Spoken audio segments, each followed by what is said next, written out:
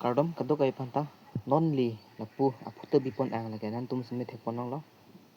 ladak accident lake ceiling fan hadi kirak pami mi pena jok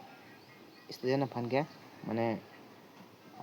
globe bob lo ceiling fan si globe bob the ceiling fan ar digo mati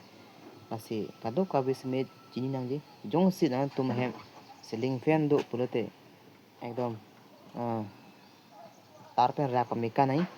पकुटले दे नहीं रैक है रही जों सिम्बो कच्चे जापेन क्लब बो पते पेन आरो मुनि दो कप पते लगे रिक्स पिक लगे फेरे मिले ऐसे सीलिंग फैन ले ना तुम हेम लंग बी पिसने दी रैक मिका नहीं दी नीली मथा तेंग पते सीलिंग फैन में के नाम नियत से मेजी थे लासन किसुंग के प्रोडक्ट ऐसे ले तुम का दो कभी से टेबल फैन कति स्टैंड फैन असन सन से नाम नहीं थे फैन दो पिंग मती adi jam do de ga ceiling fan dele fan ali mate si tum la ke sum gen jogji pute la hai ba tum aveda nei si ka do ka wes me la bang so video un an sar tha idi tum kar biang long ke ka chini tum do pikla athe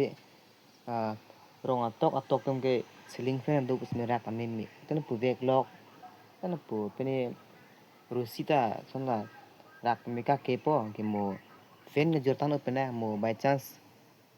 arum usone darling thiran doine ang song pa nang club pate la ceiling fan ke rd do कम से कम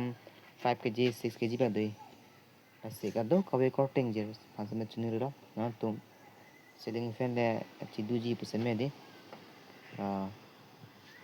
rak meka nang je ऐसे पिनी बिदो ना तुम हनुमान पी मतलब बचिनी के डाला